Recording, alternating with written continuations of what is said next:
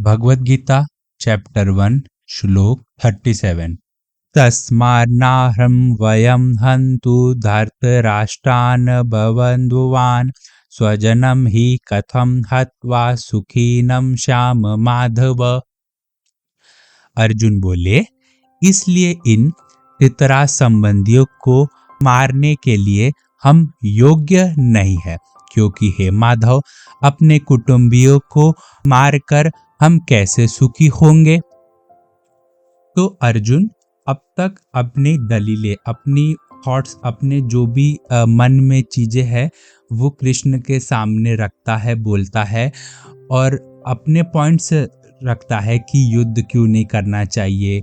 ऐसे बहुत सारे पॉइंट्स रखता है। तो अर्जुन ये सोचता है कि हमारे जैसे सज्जन पुरुष, हमारे जैसे अच्छे लोग को ये काम शोभा नहीं देता है, अच्छा नहीं उनके लिए है। तो वो ये सोचता है कि हम इसको करने के योग्य ही है नहीं। यहाँ पे अर्जुन ये सोचते हैं कि अपने कुटुंबियों को मारने के थॉट से ही उनको बहुत दुख हो रहा है। उनको ये सोचते हैं कि अगर मैं गुस्से में आके, क्रोध में आकर अगर उनको मार दूं तो उनको मारने के बाद मैं सुखी कैसे होऊंगा। तो ये हमारे घनिष्ठ संबंधी, ये हमारे बहुत ही प्रिय रिलेटिव्स है, हमारे ब्लड के लोग हैं। ये थॉट सोचकर अर्जुन अपने क्षत्रिय धर्म से अनदेखा हो रहा है, मतलब वो पलट रहा है। वो क्षत्रिय का धर्म होता है कि युद्ध अगर करना डिसाइड किया है तो युद्ध करना ही है, सोचना नहीं है हम दूसरा चीज। बट अर्जुन यहाँ मोह में फंस गया है। तो जब मोह आता है किसी भी चीज को लेकर, तो उससे हमारा जो इंटेलेक्ट रहता है वो दब जाता है, वो उस टाइम वर्क करना बंद कर देता है। जब हम किसी भी चीज के बारे में कुछ ज्यादा ही सोचने लग जाते हैं, डिजायर पड़ जाते हैं, तो फिर हमारा जो मेन ड्यूटी होता है तो उसके बारे में हम सोच नहीं पाते, क्योंकि वो जो मोह होता है वो इतना स्ट्रांग रहता है कि हमारे इंटेलेक्ट होता है उसमें क्लैरिटी नहीं रहती कि हमें क्या करना चाहिए, क्या नहीं करना चाहिए। तो यही हाल अभी अर्जुन का भी है। मोह आने के वजह से उनका इंटेलेक्ट काम करना बंद कर दिया है, उनको क्लैरिटी नहीं रह गई है कि अभी उनको क्या करना चाहिए और क्या नहीं करना चाहिए। इसके लिए वो अपने सारे थॉट्स कृष्ण के सामने रखते हैं, उनसे पूछने के लिए कि अब मैं क्या करूं। तो इस श्लोक में भी अर्जुन अपना एक वन ऑफ द पॉइंट, इतने जो भी अब तक पॉइंट उन्होंने कहा उनमें से एक और पॉइंट रखते हैं कि हमें युद्ध क्यों नहीं करना चाहिए।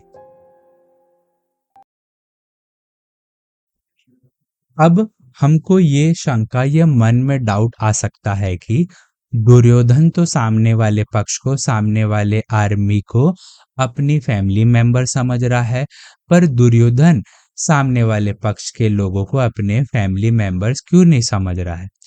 तो इसका आंसर अर्जुन आगे के 2 श्लोक में देते हैं। भगवद गीता चैप्टर 1 श्लोक 38 एंड 39।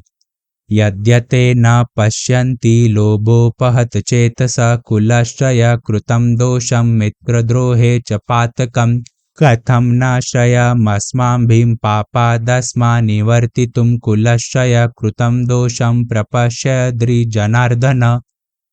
अर्जुन यहाँ कृष्ण को बोलते हैं कि भले ही लोभ के कारण इंसान का इंटेलेक्ट, विचार करने की क्षमता, कैपेसिटी खत्म हो जाती है, और ये कुल का नाश, ये फैमिली मेंबर्स का नाश करने के लिए आए हुए दुर्योधन और उसके दोस्त लोग को भले ही इसका क्या असर पड़ेगा कुल का नाश करने के बाद, भले ही उनको ये दिख नहीं रहा है, पर हम तो समझदार लोग हैं, हमको ठीक ठीक से मालूम है कि अगर कुल का नाश हुआ तो क्या होगा।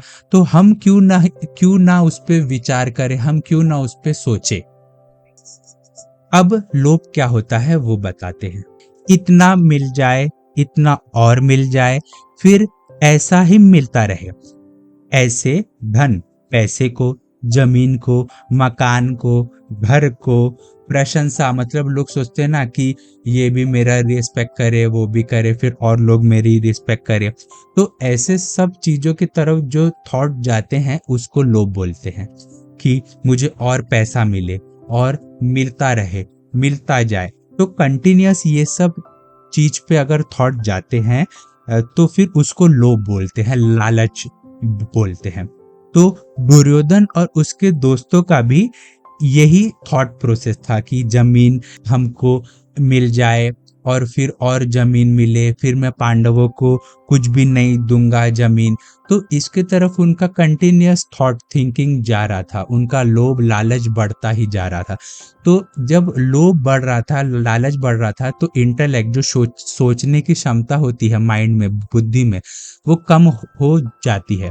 जैसा अर्जुन बोलते हैं कि भले ही लोभ के कारण दुर्योधन और उसके दोस्तों का विचार करने की क्षमता, सोचने की क्षमता, इंटेलेक्ट कम हो गई है, जिसके वजह से कुल का नाश, फैमिली का नाश करने का क्या रिजल्ट होगा भले ही वो उसके बारे में नहीं सोच रहे हैं। पर हम लोग तो अच्छे हैं, हमारा इंटेलेक्ट अच्छा है, हम समझ पा रहे हैं, हमें पता है कि अगर कुल का नाश हुआ तो क्या होगा। तो हम क्यों ना इस पे विचार करें, हम क्यों ना थॉट इस पे डालें अपना।